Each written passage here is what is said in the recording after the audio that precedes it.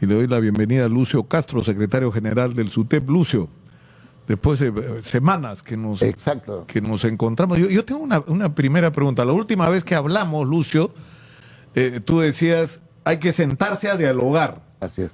¿Han dialogado algo con el gobierno de Dina Boluarte en estos tiempos que han transcurrido? Primero, Nicolás, el agradecimiento y por intermedio tuyo el saludo a todos los maestros y auxiliares de educación del Perú, a la opinión pública. La voluntad siempre dialogante del SUTEP ha estado puesta, ¿no? Luego de la publicación hecha por la misma presidenta de atención al diálogo, 24 horas al día, 31 días del mes, 24/7, hemos internado 2 documentos y hasta ahora no hay diálogo. Y nosotros decíamos, de repente la tiene muy entretenida la justificación el que está involucrado. De los roles. Ratificamos los roles, ratificamos la voluntad de diálogo. Y más, teniendo a puertas una decisión que debemos tomar el 5 y 6 de abril, que es la posibilidad de una huelga nacional indefinida y que responde al malestar justificado. Una huelga, estamos hablando de una huelga del magisterio otra vez. Otra vez, ¿por qué? Empujados por el gobierno. Nosotros hemos también participado conforme la Constitución lo establece de la negociación colectiva que busca siempre solución dialogante. Y hemos firmado con el Ministerio de Educación compromisos. Los centrales no los ha cumplido. Y repetimos, es inconcebible que se hable permanentemente de derechos laborales y 75.000 maestros nombrados que se han sujetado a los parámetros impuestos por la normatividad de demostración de su solvencia no van a cobrar escolaridad, 400 soles. Es imposible que los maestros que están ubicados en las zonas más dificultosas del país, BRAE, frontera, zonas rurales, para quienes habíamos acordado y suscrito dignificación, no lo hayan tenido en el presupuesto. Es inconcebible que el tema de la infraestructura, que no ha cambiado, al contrario se agudiza. El tema de la alimentación o malnutrición, que debe ser atendido de manera intersectorial, que no se atiende, que también estaba contenido en el pliego para ser atendido de manera prioritaria, no se haga. Y ni hablar del tema de remuneraciones. Tú señalabas en la parte introductoria de tu programa 200 millones al Congreso, 50 millones más. ¿Y qué le dicen al magisterio? No hay plata. Y nosotros sabemos que si hay voluntad y decisión política para atender los grandes problemas del país, y fundamentalmente la educación y los trabajadores, sí lo hay. Falta voluntad. Y queremos desarrollar y exigir esa voluntad justamente con presión y movilización. Que mi productora me pide, le pregunte si tiene Rolex. Para nada. Ahora hay que preguntarle a todo el mundo si tiene Rolex. Es terrible la frivolidad de quienes deben tener como preocupación solucionar los grandes problemas del país y lamentablemente a la fecha no han cumplido. Para nadie es un secreto este tema de la corrupción que impide la atención de sectores sociales y los problemas sociales.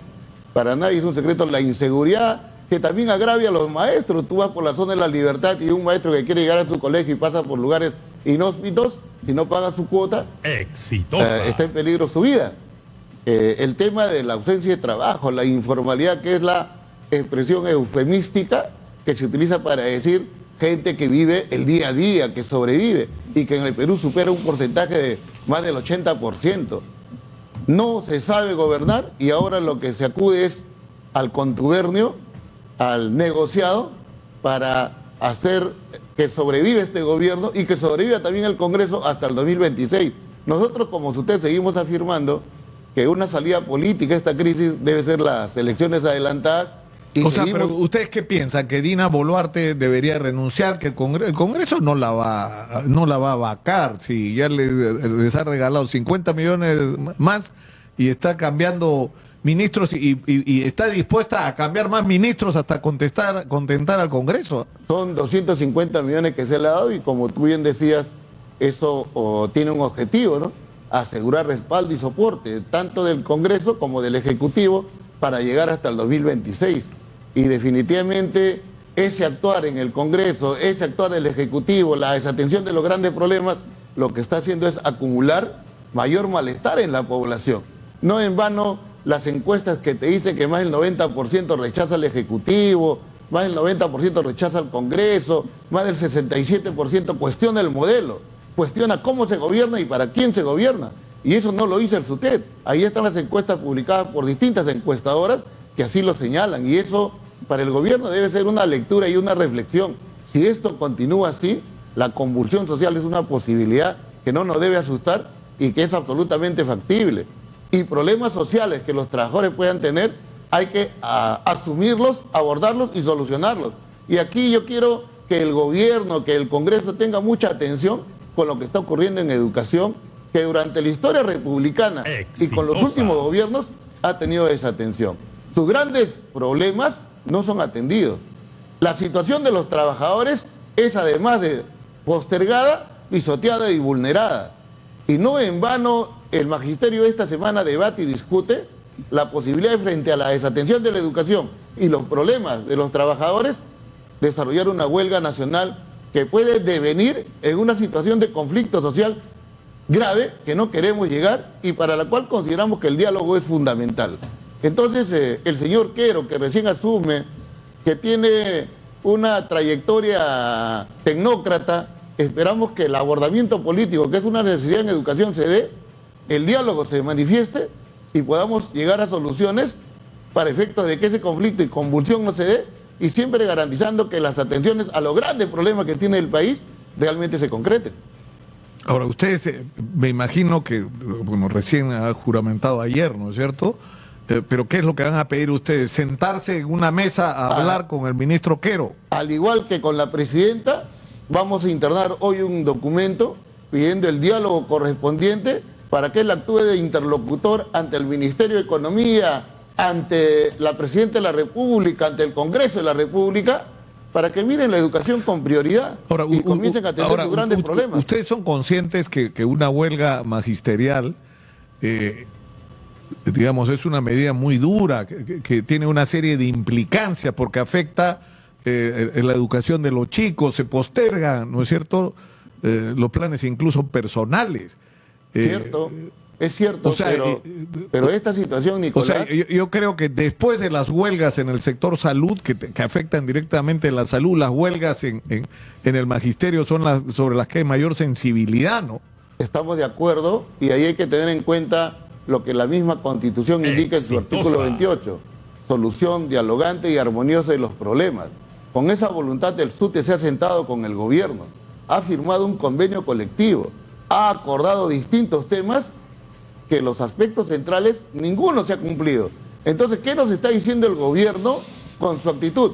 Yo no quiero armonía, yo quiero problemas. Y nosotros persistimos, nosotros queremos armonía. Siéntese a dialogar y solucionemos y abordemos los problemas de la educación y los trabajadores. Eso esperamos. Y si no se da, la huelga termina siendo la aplicación de un derecho constitucional.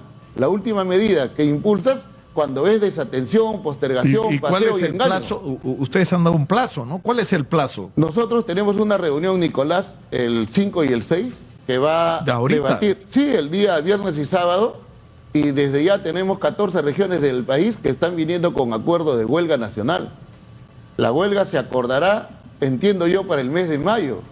Por tanto, tenemos hasta el 5 y el 6, y el gobierno mismo tendrá un plazo con el Congreso para debatir cómo los grandes problemas justos y legales de la educación son atendidos. ¿Por qué es justo y legal plantear el tema de la alimentación de los alumnos? ¿Por qué es justo en estos tiempos de conflicto social, de violencia familiar y social, que un psicólogo esté en una institución educativa como manda la ley y el gobierno no lo cumple? Que los derechos que tienen los trabajadores para su escolaridad, 75.000 maestros nombrados, la remuneración mejorada de los que trabajan en frontera, ruralidad y BRAE. Los trabajadores del país no tenemos aumento este año, los maestros y auxiliares. ¿Y cuál es la política de Estado? Hasta el 2026 debe llegar una UIT. Cuando se frustra este año, se está afectando la política, una decisión del Estado, y se está lesionando derechos de los trabajadores. Y en estos tiempos de recesión y pérdida de poder adquisitivo, este es un puñal en la yugular a los maestros y auxiliares de educación del país. Por ahí se derrocha dinero, 250 millones. ¿Y los trabajadores qué? ¿El ajuste? ¿La postergación? Creemos que estos tiempos y la situación que enfrentamos tiene que cambiar.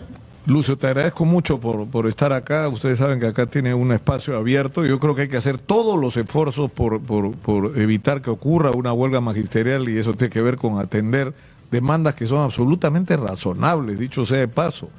pero yo hace rato que pienso que hasta dónde se va a estirar la pita de la paciencia de la gente. Somos un país y no estamos siendo conscientes de esto, muy descontento. La gente está muy descontenta. Y lo peor que nos podría pasar es una explosión de descontrolada de furia y de irritación social en un contexto en el que además no hay salidas políticas, ¿no? Entonces, definitivamente, Nicolás. Y mira, hay un tema adicional que hoy se incorpora a la plataforma de los maestros, y es el actuar ilegal e inconstitucional que viene asumiendo el Congreso de la República.